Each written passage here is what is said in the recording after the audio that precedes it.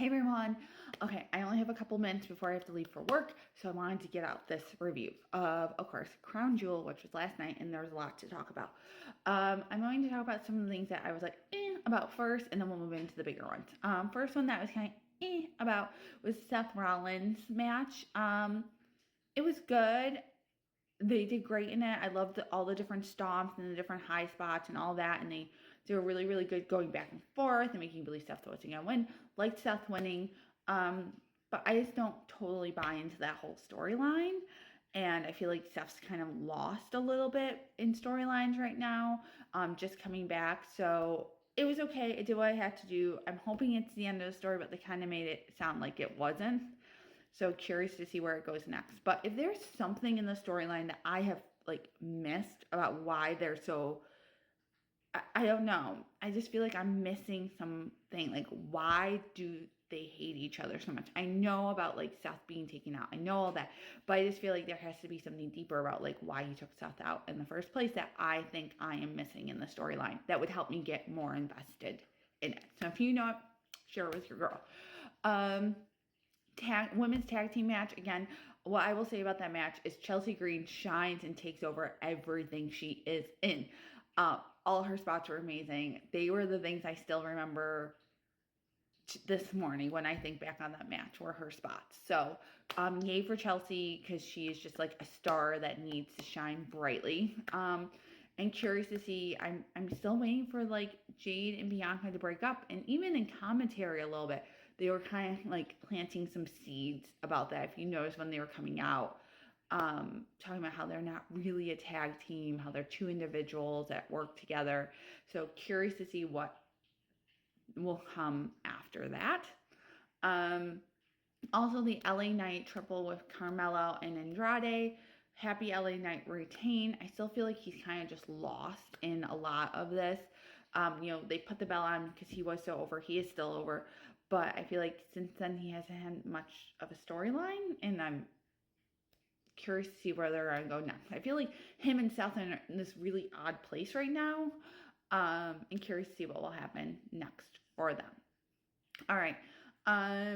Let's move on to some of the bigger ones.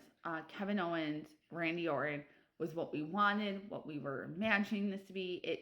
Wasn't even a match. I love the run-ins. I love the stunner and the RKO and the chair shots and just everything about it. I personally loved also that Kevin wore one of Randy's dad's t-shirts. I just thought that was a nice little and he did the same thing with Dusty the other night. So I just like that little at them. Curious to see what's going to happen next though with this rivalry, because we don't know how long we actually have Kevin Owens for. Because did he resign? Is he not resigning? Is he going away at the end of this year or early next year? So when is the button of this going to happen? I feel like it has to be Survivor Series, because correct me if I'm wrong, I don't think we have another PLE in the WWE brand. I think we have an NXT one and a couple other things, but I don't think we have a legitimate PLE after Survivor Series until Royal Rumble for the WWE side of things. I could be wrong though, so tell me if I'm wrong. But yeah, curious to see what happened next. But yeah, it was great. Randy was great. Funny moment in that match was that as Randy was coming out, I started to sing the song. Everyone in the crowd is singing his song. And my husband's like, is this song like on the radio? And I'm like, no, it's like Randy Orton's theme song. It was made for him for to enter to. And he's like, but everyone knows it? I'm like, yeah, everyone knows it. Duh. So he was just kind of shocked by how much everyone knows some of the songs. Okay, next thing to talk about, of course, is the Bloodline match. I was surprised this was the opener, but then I guess when you looked at the rest of the card, where else could they have put that match kind of thing? I liked it. I thought it did what it needed to continue the story. I liked the post-match with Sami Zayn coming out. Sami Zayn. I did have a moment where I thought they were turning him heel, but I think with Kevin's heel turn, it just doesn't make sense to turn Sami. I mean, he's just so beloved. Maybe they'll turn him heel later, but I want him to see a baby face right now. That's just me. did like the little bit of tension between Roman and Jay. I think they are doing a really great job of building up this, like, Jay is his own man. And when you see, even my husband's like, the people love Jay Uso, like when he was coming out. So I think that counterpoint to Roman is really interesting because I don't think Roman is still comfortable with this idea of having to share the spotlight, right? Like, especially coming back. So I like how they're working in. I also like how they're working in Sammy with, like, did he hit Roman on purpose? Did he not? That kind of tension. I think it could build into a nice War Games match, but I'm questioning if it's going to be War Games because I'm questioning how quickly they can get us in a couple of SmackDowns to that War Games match. But maybe it is. I don't know. I'm starting to not see War Games as much as I, even like on yesterday morning was so excited about the War Games match. Maybe they're going to let this cook a little longer than War Games this year. But I could be wrong. We'll see what happens. But great opener, great match, great continuing the storyline, and we'll see what happens next in it. So with that, let's go to the men and women's champion versus champion crown jewel title matches. First thing I'd like to say, and they said this at the end, but I'm very happy about this, is that they are not carrying around those belts. They're staying. I was kind of like, I don't think Saudi Arabia is giving these belts up anytime soon. I like the idea of the ring. I just don't like people having two belts. I think I talked about that in another video. I just think it looks weird, personally.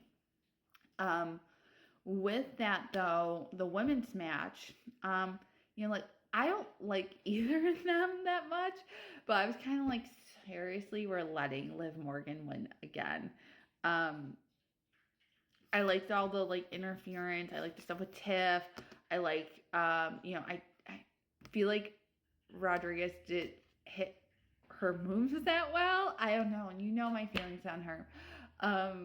But, like, ultimately, the thing I don't like about these matches also is, like, it happens and then they go back to their own shows and the storyline's over, right? So it was like this one and done thing. I'm like, okay, Liv, yeah, you're Morgan, your moment.